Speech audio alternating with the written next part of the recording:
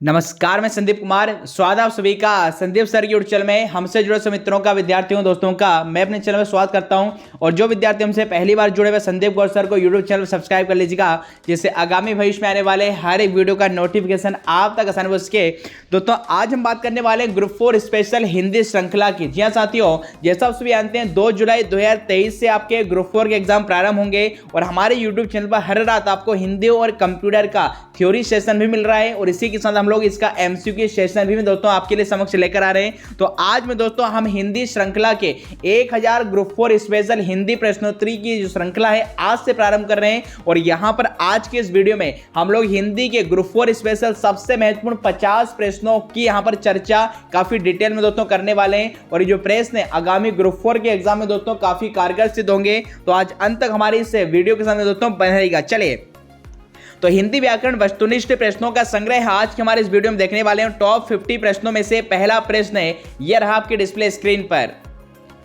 तो यहां पर देखिए पहला प्रश्न आपसे पूछा गया आपका कि कवियत्री का संशोधित रूप क्या है। देखिए यहां पर मध्य प्रदेश कर्मचारी चयन में शुद्ध अशुद्ध शब्द से काफी क्वेश्चन आते हैं। तो कवियत्री का सही में दोस्तों संशोधित रूप क्या हुआ आपसे पूछा गया है। 4 विकल्प आपके समक्ष दिए गए। चलिए जान लेते राइट आंसर। तो जिन विद्यार्थियों ने यहाँ पर देखिए चयन किया में दोस्तों विकल्प क्रमांक आपका 4 का कवियत्री, बिल्कुल कवियत्री में दोस्तों ये इसका सही रूप होगा।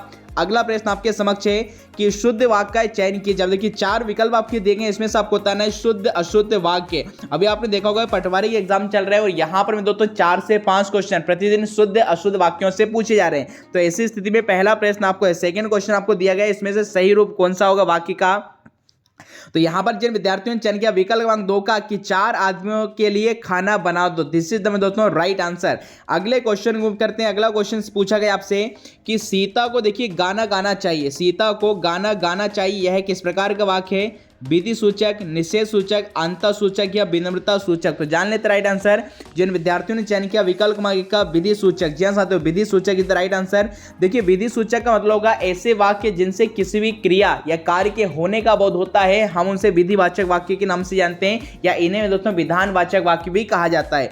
अगला प्रश्न देखिए काफी महत्वपूर्ण है कि गाड़ी धीरे धीरे चलती है, यहां इस वाक्य में धीरे धीरे शब्द में कौन सी समास है। काफी महत्वपूर्ण प्रश्न है। अव्ययभाव समास, कर्मधारय समास, तत्पुरुष समास या बहुब्रीहि समास। जान लेते हैं इसका राइट आंसर। तो जिन विद्यार्थियों ने चयन किया विकल्प क्रमांक 1 का अव्ययभाव समास, जी हाँ तो अव्ययभाव समास इज द राइट आंसर। देखिए जहां पर भी संज्ञा शब्दों की और वहीं पर अव्यय शब्दों की आवृत्ति होती है, जैसे रातों रात, दिनों दिन, गांव गांव, शहर शहर, तो वहां पर अव्ययभाव समास होता है। तो याद रखेंगे दोस्तों इस प्रकार के प्रश्न आपसे।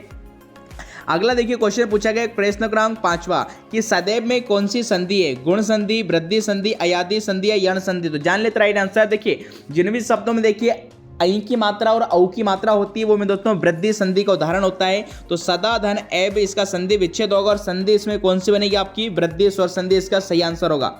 अगला लिखा है सही उपसर्ग चुनकर लीजिए। अभिलाषा, देखिए अभिलाषा का मतलब होता है इच्छा, अभिलाषा में कौन सा उपसर्ग होगा, अब, अभी, अधि, अभी या अब। बहुत ही आसान आंसर है इसका। तो जिन विद्यार्थियों ने चयन किया विकल्प क्रमांक में दोस्तों यहाँ पर 3 का अभी, अभी इज द परम सत्य आंसर। अगला प्रश्न देखिए पोखर का तत्सम रूप क्या है। काफी महत्वपूर्ण है। अभी देखिए पटवारी के एग्जाम में 3 से 4 क्वेश्चन तत्सम तद्भव शब्दों से आ रहे हैं, तो ये काफी महत्वपूर्ण टॉपिक माना जाता है हिंदी व्याकरण का। तो पोखर शब्द का तत्सम, देखिए तत्सम का मतलब होता है संस्कृत के शब्द जो बिना किसी परिवर्तन के प्रयोग में लाए जाते हैं वो तत्सम कहलाते हैं और हिंदी के शब्दों को हम लोग यहाँ पर तद्भव कहते हैं। तो आपको बताना है कि पोखर को संस्कृत में क्या कहा जाएगा। तो जिन विद्यार्थियों ने चयन किया दोस्तों पुष्कर, जी दोस्तों Pushkar is the right answer. अगला देखिए यहां पर लिखा कि व्याकरणिक रूप से शुद्ध वाक्य क्या है। 4 विकल्प आपके समक्ष दिए गए हैं, इनमें से सही सेंटेंस का आपको चयन करना है। तो जान लेते हैं इसका भी राइट आंसर। तो जिन विद्यार्थियों ने चयन किया विकल्प क्रमांक बी का डॉक्टर साहब ने आपको बुलाया है, ये आपका सही होगा। अगला है इह लोग का विपरीतार्थक शब्द क्या होगा अर्थात विलोम शब्द क्या होगा। उपकार, पाताल, आदि या परलोक। तो फटाफट से इसका आंसर दीजिए मैं दोस्तों क्या राइट आंसर होगा। तो जिन विद्यार्थियों ने चयन किया विकल्प क्रमांक यहाँ पर डी का परलोक, जी हाँ दोस्तों परलोक इज द राइट आंसर। अगला है खटाई में पड़ना मुहावरे का क्या अर्थ है। धोखे में आ जाना, घबराकर गलती करना, लटक जाना या खरा साबित होना। तो जिन विद्यार्थियों ने यहाँ पर चयन किया विकल्प क्रमांक सी का लटक जाना, तो खटाई में पड़ने का मतलब यहाँ पर लटक जाना होगा। अगला देखिए शुद्ध रूप वाले चयन का आ चुका है, काफी महत्वपूर्ण। देखिए सन्यासी का सही आपको बताना है कि सन्यासी शब्द सही किस प्रकार से लिखा जाता है, काफी महत्वपूर्ण है। तो जिन विद्यार्थियों ने चयन किया विकल्प क्रमांक डी का सन्यासी, this is the right answer. अगला देखिए गत माह हम ताजमहल देखने जाएंगे इस वाक्य में किस प्रकार की अशुद्धि है? लिंग संबंधी, वचन संबंधी, काल संबंधी या सर्वनाम संबंधी। तो जिन विद्यार्थियों ने यहाँ पर चयन किया है विकल्प क्रमांक में दोस्तों यहाँ पर सी का काल संबंधी, दिस इज आपका राइट आंसर। क्योंकि देखिए गत माह मतलब भूतकाल की बात हो रही, जो मेरे दोस्तों समय बीत चुका है, तो यहाँ पर सेंटेंस होना था कि गत माह हम ताजमहल देखने गए, तो यहाँ पर हमने फ्यूचर में गे लगाया जो कि आपका गलत है। तो काल संबंधी अशुद्धि यहाँ पर है। अगला देखिए मध्यम पुरुष सर्वनाम का उदाहरण कौन सा? 3 प्रकार के आप देखिए सर्वनाम जानते हैं, अन्य पुरुष, मध्यम पुरुष और उत्तम पुरुष से। तो सेकंड पर्सन या मध्यम पुरुष में देखिए कौन से आते हैं? या, वह, आप या मैं। तो जिन्होंने चयन किया दोस्तों यहाँ पर आपका this is the right answer, तो आप बिल्कुल सही हैं। अगला यथाशक्ति में कौन सा समास है? बहुब्रीहि समास, अव्ययीभाव समास, करण तत्पुरुष समास या द्वंद्व समास। तो जिन विद्यार्थियों ने देखिए यहाँ पर चयन किया यथाशक्ति का आपका मैं दोस्तों अव्ययीभाव समास, जिस समास का प्रथम पद उपसर्ग या अव्यय होता है वो साधारणतः में दोस्तों अव्ययीभाव समास होता है, क्योंकि अव्ययीभाव समास का मतलब ही होता है जो अव्यय का भाव दे, जिनमें दोस्तों परिवर्तन ना हो। तो विकल्प क्रमांक 2 इसका सही आंसर होगा। अगला प्रश्न में दोस्तों उज्ज्वल, और उज्ज्वल का संधि विच्छेद आपसे पूछा गया है, 4 विकल्प आपके समक्ष दिए गए। चलिए जान लेते राइट आंसर। तो जिन विद्यार्थियों ने यहाँ पर चयन किया विकल्प क्रमांक डी का उत्धानोज्ज्वल, this is the right answer. अगला पूछा गया व्याकरणिक रूप से शुद्ध वाक्य का चयन करना है। 4 विकल्प हैं, उन्हें एक पुत्र है, उनको एक पुत्र है, उनके एक पुत्र या उनका एक पुत्र है। तो शुद्ध अशुद्ध वाक्य भी में दोस्तों एग्जाम में आते हैं, अच्छे से आपको इनको करना है। तो यहाँ पर जिसका आंसर होगा आपका डी, उनका में दोस्तों क्या है? एक पुत्र है। अगला चिल्लाहट शब्द में देखिए प्रत्यय आपको चुनना है, ता होगा, है होगा, हट होगा या तब होगा। तो जिन विद्यार्थियों ने यहाँ पर इसका आंसर दिया दोस्तों आपका हट, तो चिल्लाहट में दोस्तों this is the right answer. अगला देखिए कूपन शब्द किसका है? फ्रेंच का, अंग्रेजी का, पुर्तगाली का या डच का। तो फटाफट से बताइए इसका आंसर क्या होगा। तो क्वेश्चन क्रमांक 18वें का राइट आंसर जिन्होंने चयन किया आपका फ्रेंच शब्द। देखिए फ्रेंच या अंग्रेजी जो शब्द होते हैं विदेशी भाषाओं के, ये प्रैक्टिस से होते हैं, इनकी आपको कोई ट्रिक तो नहीं होती, तो आपको प्रैक्टिस में दोस्तों करना पड़ेगा। तो कूपन यहाँ पर क्या बन जाएगा? फ्रेंच भाषा का शब्द बन जाएगा। अगला प्रश्न है आपका गणेश का पर्यायवाची शब्द क्या है? बहुत ही आसान है, सुधांशु, कुबेर, एक दंत या सुधाकर। तो याद रखेंगे दोस्तों गणेश जी का कितने दंत हैं? एक दंत। एक दंत में दोस्तों यहाँ पर this is the right answer. जबकि सुधांशु किसे कहा जाता है? चंद्रमा को। सुधाकर भी चंद्रमा को कहा जाता है। और कुबेर तो यहाँ पर धन के जो देवता है में दोस्तों कुबेर, वो आपके हैं। तो यहाँ पर राइट आंसर क्या बनेगा आपका? एक दंत। देखिए अगला देखिए अनेक शब्दों में एक शब्द पूछा गया है कि जिसका कोई शत्रु पैदा नहीं हुआ है उसके लिए एक शब्द स्कंदगुप्त, अजात शत्रु, अजानबाहु या अजय। तो यहाँ पर देखिए स्कंदगुप्त तो आपने हिस्ट्री में पढ़ा है, अजानुबाहु का मतलब होता है जिसकी भुजाएं घुटनों तक जाती हैं, अजय में दोस्तों जिसे जीता न जा सके, और अजात शत्रु का मतलब होता है जिसका कोई शत्रु अभी तक उत्पन्न ना हो। क्योंकि देखिए जात का मतलब क्या होता है? जन्मा, जिससे नवजात हम कहते हैं, नवजात शिशु। तो जात का मतलब जन्मा और शत्रु का मतलब शत्रु से और का मतलब नहीं। तो जिसका शत्रु जन्मा नहीं है वो क्या होगा? अजात शत्रु का विकल्प क्रमांक 2 इसका राइट आंसर होगा। प्रश्न क्रमांक यहाँ पर 21 हमारे समक्ष आ चुका है। यहाँ पर आपसे पूछा गया कि आपका कि कोई विशेषण है, यहाँ पर कोई शब्द क्या है? परिमाणवाचक विशेषण होगा, सार्वनामिक, गुणवाचक या इनमें से कोई नहीं। तो जान लेते राइट आंसर। तो जिन विद्यार्थियों ने देखिए यहाँ पर चयन किया होगा दोस्तों विकल्प क्रमांक 2 का सार्वनामिक विशेषण। देखिए तो ये में दोस्तों यहाँ पर सार्वनामिक विशेषण का एग्जाम्पल बन जाएगा। अगला लिखा है तुम जा रहे हो, यह कौन सा काल है? तुम जा रहे हो, यह कौन सा काल है? वर्तमान काल होगा, भूतकाल होगा या मैं दोस्तों भविष्य काल होगा। तो फटाफट से बताएंगे इसका राइट आंसर। तो देखिए जिन विद्यार्थियों ने चयन किया दोस्तों वर्तमान काल, तो वर्तमान काल इज द राइट आंसर।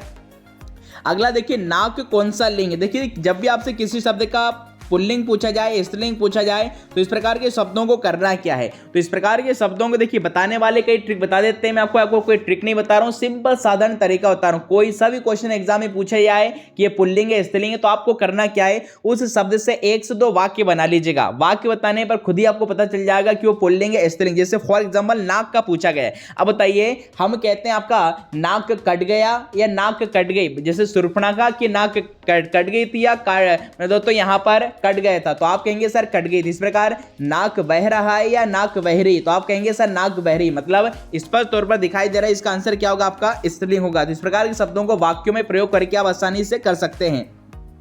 अगला समास कितने प्रकार के होते हैं? देखिए समास की यहाँ पर टाइप्स पूछे गए 4 विकल्प में 2, 4, 6 और 8। तो जिन विद्यार्थियों ने चयन किया विकल्प क्रमांक दोस्तों यहाँ पर 3 का यहाँ पर 6, this is the right answer. बहुब्रीहि समास, तत्पुरुष समास, कर्मधारय समास, द्विगु समास और आपका द्वंद्व समास। तो 6 प्रकार की समास होती है। अगला पूछा है क्वेश्चन क्रमांक 25 नवयुवक में कौन सा समास है? कर्मधारय, बहुब्री, द्वंद्व या द्विगु। तो फटाफट से बताएंगे दोस्तों नवयुवक में कौन सा समास है। तो चूंकि नवयुवक में जो पहला पद है ये विशेषण है जो दूसरे पद की विशेषता बता रहा है, और विशेषण और विशेष्य का जो संबंध रहता है वो किसमें रहता है, कर्मधारय समास में। तो विकल्प क्रमांक 1 इसका राइट आंसर होगा। अगला देखिए फिर से समास से क्वेश्चन है कि प्रतिदिन में कौन सा समास होगा। अभी आपको बताया था जब किसी शब्द में प्रारंभ में पहला पद उपसर्ग वाला होता है तो वहां पर कौन सी समास होती है, अव्ययी भाव। अर्थात विकल्प क्रमांक 3 का चयन जिन्होंने किया this is the right answer. फिर से देखिए समास से क्वेश्चन, देशभक्ति में कौन सा समास है, देशभक्ति में कौन सा समास है, कर्मधारय, तत्पुरुष, द्वंद्व या द्विगु। तो इसका आंसर जिन्होंने चयन किया विकल्प क्रमांक 2 का तत्पुरुष का, और इसका समास वगैरह क्या होगा, देश के लिए भक्ति। तो यहाँ पर ये मैं दोस्तों संप्रदान के लिए, संप्रदान तत्पुरुष समास का ये उदाहरण होगा, देश के लिए भक्ति। अगला देखिए नीलकंठ में कौन सा समास है। यहां पर भी पहला पद देखिए विशेषण है तो दूसरे पद की विशेषता बता रहा है। तो राइट आंसर क्या बनेगा, कर्मधारय, अर्थात नीला है कंठ जिसका। हालांकि देखिए इस प्रकार के प्रश्नों में जब एग्जाम में कर्मधारय और बहुब्री दोनों दिया रहे तो यदि ऑप्शन यहां पर बहुब्री नहीं होता तो आंसर क्या होता, नीलकंठ। किंतु हम यह भी जानते हैं नीला है कंठ जिसका, एकमात्र नीलकंठ के नाम से कौन जाने जाते हैं, भगवान शंकर, क्योंकि उन्होंने समुद्र मंथन के दौरान जो हलाहल विष निकला तो उसे धारण किया था जिसके कारण उनका कंठ नीला पड़ गया था। तो जब मैं दोस्तों इस प्रकार के क्वेश्चन आए तो आपको जहां पर किसी तीसरे पद की ओर इशारा किया जा रहा है, तीसरे व्यक्ति विशेष की ओर इशारा किया जा रहा है तो बहुब्री समास होगा। और यदि वहां पर बहुब्री समास ऑप्शन में नहीं है और विशेषण विशेष का संबंध है तो आप आंसर क्या लगा देंगे, कर्मधारय।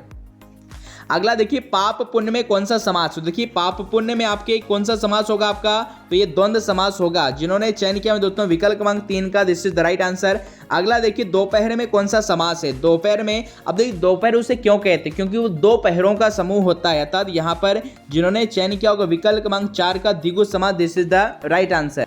चलिए क्वेश्चन क्रमांक यहाँ पर देखिए 31 में आपसे पूछा गया है कि मैं आज नहीं पढ़ूंगा, इसमें कौन सा वाक्य है, निषेधवाचक, विधिवाचक, आज्ञावाचक और संकेतवाचक। तो यहाँ पर बहुत ही आसान है। तो जिन प्रश्नों से, जिन वाक्यों से ना और नहीं का बोध होता है वो में दोस्तों नेगेटिव सेंटेंस या निषेधवाचक वाक्य कहलाते हैं। विकल्प क्रमांक 1 का चयन जिन्होंने किया this is the right answer. अगला क्वेश्चन, ओह यह पिट ही गया, ये कौन सा वाक्य है, 4 विकल्प हैं, विधिवाचक, विस्मयवाचक, संकेतवाचक या इनमें से कोई नहीं। तो चूंकि प्रारंभ में यहाँ पर विस्मयादि बोधक के चिन्ह का प्रयोग हुआ है और विस्मयादि बोधक चिन्ह का जो प्रयोग हुआ इसके साथ जो शब्द आते हैं वो प्रारंभ में आते हैं, तो यहाँ पर विस्मयवाचक वाक्य बनेगा मैं दोस्तों विकल्प क्रमांक 2 इसका राइट आंसर होगा। अगला क्वेश्चन क्रमांक यहाँ पर देखिए 33, यदि तुम चलो तो मैं भी चलूं। क्या भैया बाबू बेबी से कह रहा है यदि तुम चलो तो क्या है मैं भी चलूं। 4 विकल्प में विस्मयवाचक, आज्ञावाचक, संकेतवाचक या निषेधवाचक। तो जिन्होंने यहाँ पर चयन किया है विकल्प क्रमांक यहाँ पर संकेतवाचक। देखिए संकेतवाचक मतलब कंडीशनल, मतलब जहां पर एक वाक्य का होना, एक क्रिया का होना दूसरे क्रिया पर निर्भर करे तो वहां पर मैं दोस्तों यहाँ पर संकेतवाचक वाक्य होते हैं। जिसे हम कहें कि यदि शिक्षक आते तो पढ़ा देते, अगर परिश्रम करते तो सफल हो जाते। तो इस प्रकार के जो कंडीशनल सेंटेंस होते हैं जहां पर एक काम का होना दूसरे पर निर्भर करे वो संकेतवाचक वाक्य में दोस्तों होते हैं। अगला, तुम अपने काम में सफल रहो, ये किस प्रकार का वाक्य, इच्छावाचक, संदेहवाचक, विधिवाचक है, इनमें से कोई नहीं। तो जिन्होंने यहाँ पर चयन किया विकल्प क्रमांक 2 यहाँ पर 1 का, बिल्कुल इच्छा वाली बात हो रही कि तुम अपने काम में सफल रहो, ये हमारी इच्छा है।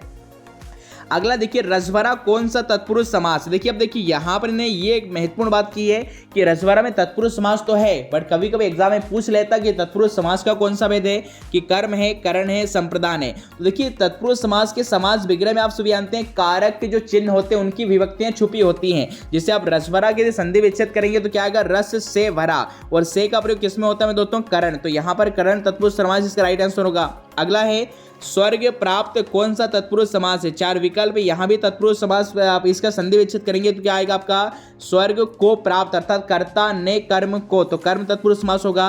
अगला है आपका यथा संभव में कौन सा समास है। 4 विकल्प हैं, द्विगु, तत्पुरुष, अव्ययी भाव और आपका कर्मधारय है। तो यहाँ पर चूंकि पहला पद अव्यय है अर्थात यहाँ पर अव्ययी भाव समास, विकल्प क्रमांक 3 इसका सही आंसर होगा। बीणा पाणी कौन सा समास है। अब देखिए बीणा पाणी का मतलब है जिसके पाणी में है बीणा, तो जिनके बीणा पाणी का मतलब है हाथ है आपका। तो जहां पर देखिए किसी अन्य दोनों पद मिलकर तीसरे को इशारा करते हैं, बीणा पाणी सरस्वती मां को कहा जाता है, तो ये बहुब्री समास का राइट आंसर बनेगा। अगला है दुअन्नी में कौन सा समास। देखिए पहला पद इसमें संख्यावाचक विशेषण है तो इसलिए मैं तो आंसर क्या आएगा, द्विगुत, क्योंकि दुअन्नी का मतलब होगा दो आनों का समूह। अगला है पदबंध का मतलब है फ्रेश कितने प्रकार के होते हैं। तो यहाँ पर 4 विकल्प आपके समक्ष हैं, तो जिन्होंने यहाँ पर लगाया विकल्प क्रमांक 3 दिस इज द। अब नेक्स्ट क्वेश्चन देखिए क्वेश्चन नंबर 41 में क्या पूछा गया है कि यहाँ पर निम्नलिखित में से देखिए अशुद्ध शब्द कौन सा है। एकत्र, नीरस, मंत्रिमंडल और योगीराज। तो यहाँ पर जिन्होंने चयन किया विकल्प क्रमांक में दोस्तों यहाँ पर 2 का मंत्रिमंडल। अब देखिए यहाँ पर एक्चुअली देखिए प्रश्न यहाँ पर यदि हम बात करें ये जो आंसर होगा मंत्रिमंडल नहीं होगा, राइट आंसर क्या होगा योगीराज, है ना। योगीराज में ग में बड़ी ई की मात्रा यहाँ पर आएगी, तो बाकी के तीनों सही है, तो राइट आंसर क्या बनेगा योगीराज। अगला है इसमें से अशुद्ध शब्द का चयन आपको करना है। 4 विकल्प में साप्ताहिक, वीणा, वाष्प या सिंदूर। तो देखिए साप्ताहिक में यहाँ पर स में बड़े आ की मात्रा आएगी, अर्थात विकल्प क्रमांक में दोस्तों 1 this is the right answer. ये 2 क्या अशुद्ध लिखा हुआ है क्योंकि यहाँ पर लास्ट में एक प्रत्यय लगा हुआ, और एक प्रत्यय लगाने से प्रारंभ का आ में बदल जाता है, जैसे सप्ताह से साप्ताहिक हो जाएगा, संसार से सांसारिक, शरीर से शारीरिक हो जाएगा। अगला देखिए क्वेश्चन क्रमांक 43 आपसे क्या पूछा गया है कि निम्नलिखित में से अशुद्ध शब्द कौन सा है। ईर्ष्या सही लिखा है, अनुकूल सही लिखा है, आपका आशीर्वाद सही लिखा है और आपका नक्षत्र लिखा है, जबकि राइट आंसर क्या होगा ये नक्षत्र होगा। तो विकल्प क्रमांक ये 3 में, राइट 4 में दोस्तों ये गलत लिखा हुआ, ये सही आंसर होगा। आग का कौन सा पर्यायवाची शब्द नहीं है। देखिए पर्यायवाची विलोम शब्द एग्जाम में पूछे जाते हैं, तो 4 विकल्प आपके बताए गए, आपको आग का कौन सा पर्यायवाची नहीं है। वायु सखा, हुताशन, विवावसु या बी पथगा। तो जान लेते राइट आंसर जिन्होंने यहाँ पर चयन किया दोस्तों बी पथगा, तो ये में दोस्तों आग का पर्यायवाची नहीं होता है। अगला इच्छा का पर्यायवाची शब्द कौन सा नहीं है। लिप्सा, कामना, यातना और स्पृहा। तो जिन विद्यार्थियों ने चयन किया विकल्प क्रमांक में दोस्तों सी का यातना। ये देखिए यातना का मतलब होगा यातनाएं देना है दोस्तों, कठोर दंड वगैरह देखना, ठीक है। तो यहाँ पर यातना का जो है इच्छा का पर्यायवाची नहीं है। तो अगले क्वेश्चन चलिए अगला शब्द देखिए, फिर से पर्यायवाची आपसे पूछा गया यहाँ पर कि निम्नलिखित में से देखिए पानी का पर्यायवाची शब्द नहीं है। 4 विकल्प हैं अंबु, सर, मेघ, पुष्प या नीर। तो जिन्होंने यहाँ पर चयन किया दोस्तों विकल्प क्रमांक 2 का sir is the right answer. देखिए सर का मतलब तालाब होता है, जो कि पानी का पर्यायवाची नहीं है। अगला पूछा है देखिए घर का पर्यायवाची शब्द कौन सा नहीं है। 4 विकल्प हैं पावक, सदन, शाला या निकेतन। तो जिन्होंने चयन किया दोस्तों विकल्प क्रमांक 1 का पावक, क्योंकि पावक मतलब होता है आग होता है, ठीक है। अगला विशेषण कितने प्रकार के होते हैं। देखिए 4 विकल्प में आपके 2, 4, 6 या 3। तो जिन्होंने चयन किया विकल्प क्रमांक 2 का 4 प्रकार के दोस्तों यहाँ पर विशेषण आपके होते हैं। अगला पूछा देखिए सर्वनाम के कितने भेद या प्रकार होते हैं। 4 विकल्प आपके समक्ष हैं, 3, 4, 5 या 6। तो जिन्होंने यहाँ पर चयन किया विकल्प क्रमांक दोस्तों आपका डी का 6। तो सर्वनाम कितने प्रकार के होंगे 6 के। और आज का हमारा टॉप 50 का जो अंतिम क्वेश्चन है 50वें नंबर का, कि उत्पत्ति की दृष्टि से शब्दों के कितने भेद होते हैं। 4 विकल्प हैं 2, 4, 5 या 7। तो जान लेते हैं इसके राइट आंसर। तो जिन विद्यार्थियों ने चयन किया विकल्प क्रमांक 4 का 4 एकदम दोस्तों राइट आंसर। तो ये थे हमारे ग्रुप 4 स्पेशल हिंदी व्याकरण के टॉप 50 क्वेश्चन। आई होप आपको सेशन अच्छा लगा होगा। ज्यादा से ज्यादा अपने दोस्तों को इसे शेयर कीजिएगा, लाइक कीजिएगा, कमेंट कीजिएगा, सब्सक्राइब भी कीजिएगा, और हर रात 9 बजे हमारे चैनल के साथ जुड़िएगा, जहां पर आपको ग्रुप 4 स्पेशल हिंदी कंप्यूटर की थ्योरी क्लास में दोस्तों मिलेगी और आपका एमसीक्यू सेशन भी मिलेगा।